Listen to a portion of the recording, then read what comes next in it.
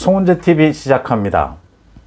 여야를 통틀어서 최근 들어서 정치권에서 가장 화두가 되고 있는 인물이 안철수 후보입니다. 이유는 새해 들어서 안철수 후보의 지지율이 두 자릿수가 됐기 때문입니다. 안철수 후보와의 단일화, 이 문제가 어떻게 되느냐에 따라서 지금 공약이 뭐냐, 국정 비전이 무엇이냐, 지금 지지율이 어떻게 출렁이고 있느냐, 여러 가지 이야기들 의미가 없어질지도 모른다라는 부분입니다. 그러니까 안철수 후보의 지지율이 두 자릿수가 유지가 된다면 전문가들의 이야기는 15% 얘기입니다. 15% 정도가 된다면 이 후보 단일화에 의해서 이번 대선이 결정되어 버린다. 다른 것들은 모두 종속 변수가 되어버린다라고 하는 점입니다. 큰 의미가 없다라고 하는 점입니다. 지금 오늘 여론조사 업체인 RN서치가 지난 4일과 5일 전국에 1000명을 대상으로 해서 조사한 여론조사 결과입니다. 안철수 후보와 윤석열 후보가 단일화를 할 경우에 누구를 지지하겠느냐? 윤석열 32.7, 안철수 43.5, 안철수가 훨씬 높습니다.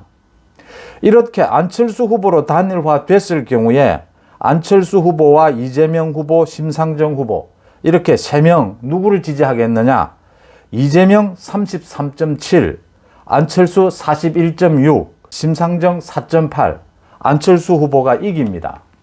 물론 민주당 지지층들이 대거 안철수 후보를 지지했기 때문에 가능한 일입니다. 같은 여론조사로 사자 대결을 넣으면 이재명 38.5, 윤석열 34.2, 안철수 12.2, 심상정 3.3. 사자 대결을 넣으면 윤석열이나 이재명보다 안철수 후보가 3분의 1에 불과합니다. 그런데 안철수 후보가 윤석열 후보와 단일화를 하면 안철수 후보가 이긴다. 그래서 단일화하고 난 다음에 안철수 후보와 이재명 후보가 붙으면 안철수 후보가 이긴다. 지금 이렇게 나오는 겁니다. 다시 말씀드리지만 민주당 지지층에서 대거 안철수를 지지하고 있는 게 이 여론조사 결과 나옵니다.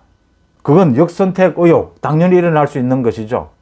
지난 국민의힘 대선 후보 경선에서 9월과 10월 보여졌던 홍준표 후보의 대약진 기억하실 겁니다. 홍준표 후보가 경선에 들어갈 때는 3%에서 4% 지지율이었는데 마지막 11월 달 마지막에는 20% 후반 30%의 지지율을 보였습니다. 그까지 끌어올렸습니다.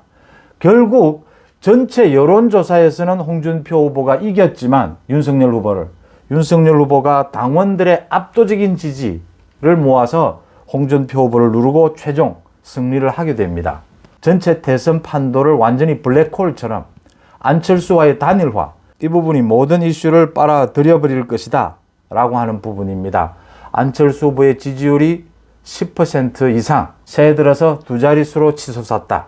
안철수 후보를 놓고 민주당에서 가장 우려하는 것은 안철수와 당연히 윤석열이 후보 단일화를 하는 것, 이 경우를 가장 우려하고 있습니다.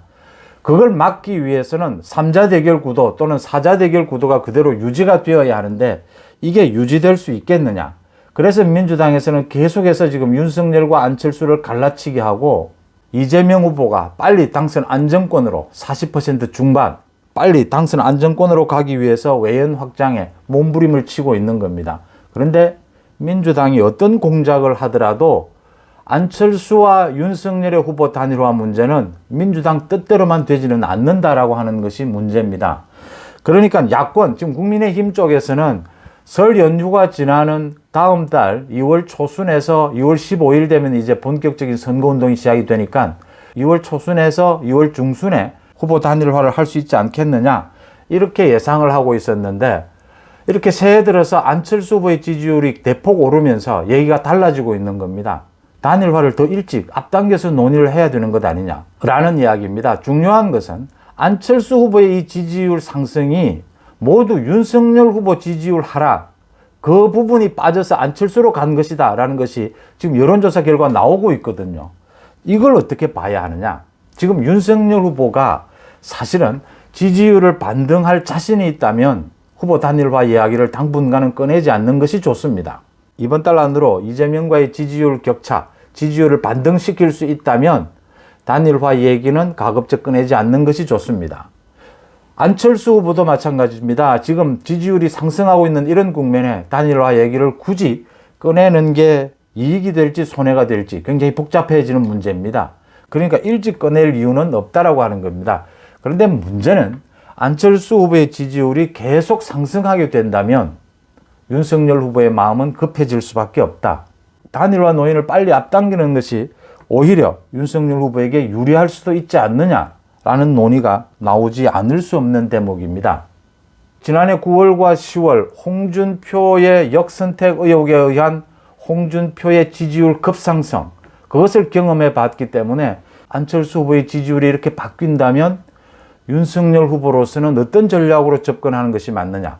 지금 뭐 김종인이다, 이준석이다, 홍준표다, 뭐 유승민이다, 이런 이야기들이 어쩌면, 또는 대선 공약 개발이다, 이런 것들이 어쩌면 아주 의미가 없어지기야 하겠습니까마는 중요도가 굉장히 떨어질 수 있다. 안철수 후보와의 단일화 문제가 이 대선판을 완전히 뒤흔들어 버릴 수가 있다. 민주당의 이재명이나 국민의힘의 윤석열이나 두 후보 모두 지금 지대한 관심을 갖고 안철수 후보의 지지율, 이 부분을 들여다보고 있다. 어떤 전략으로 나서는 것이 맞느냐. 한쪽은 방해를 해야 하고 한쪽은 충분히 고려를 해야 하고, 안철수 후보의 지지율이 한 자릿수일 때에는 확실한 승리를 위해서 단일화가 필요했는데 윤석열 후보 입장에서는 지지율이 두 자리가 되게 되면 단일화를 하지 않으면 정권 교체를 할 수 어렵게 된다. 정권 교체 자체가 어려워진다. 이렇게 완전히 주제가 바뀌게 되는 셈입니다. 이 부분이 어떻게 움직여지느냐 고민거리가 아닐 수가 없습니다. 송재TV 마칩니다. 고맙습니다.